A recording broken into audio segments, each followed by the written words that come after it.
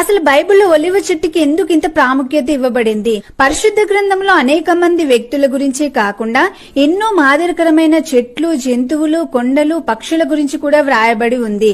మనం బైబిల్ చదివేటప్పుడు చాలా సార్లు ఒలివ చెట్టు గురించి చదువుతాం. ఈ ఒలివ చెట్లు లోకంలో ఉన్న అన్ని చెట్లలోకెల్లా ప్రత్యేకమైన విలువైన చెట్టు. అందుకే బైబిల్లో ఈ చెట్టు యొక్క ఆకులు, కాయలు, నూనె మరియు ఔషధ గుణాల గురించి చాలా చోట్ల చెప్పబడింది. ఒలివ చెట్టుకు మరణం లేదనే విషయాన్ని ఆదికాండం 8వ అధ్యాయంలో చూడగలం. నోవాహు కాలంలో జలప్రలయం తర్వాత పావురాన్ని బయటకు వదిలినప్పుడు అది త్రుంచబడిన ఒలివ చెట్టు ఆకులను నోటితో తెచ్చినట్టు చూస్తాం. అంటే చెట్లన్నీ చనిపోయాయి, కానీ ఒలివ చెట్టు బ్రతికే ఉందని దాని అర్థం. కీర్తనలు 128:3లో చూస్తే పిల్లలను ఒలివ మొక్కలతో పోల్చారు. ఈ ఒలివ చెట్టు యోగ్యమైనదని, రాజులను, సేవకులను అభిషేకించడానికి పాతకాలం నుండి ఇప్పటి వరకు ఈ ఆలివ్ ఆయిల్ ని వాడుతున్నారని న్యాయాధిపతులు 9:9లో చూడవచ్చు.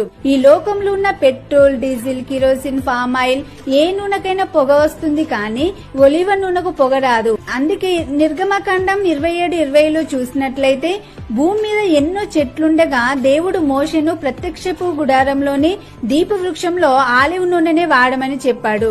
లేదంటే దీపవృక్షం 24 గంటలు వెలుగుతూనే ఉంటుంది, కాబట్టి దేవాలయం మొత్తం పొగసూరుకుపోయేది. రాజైన సొలొమోను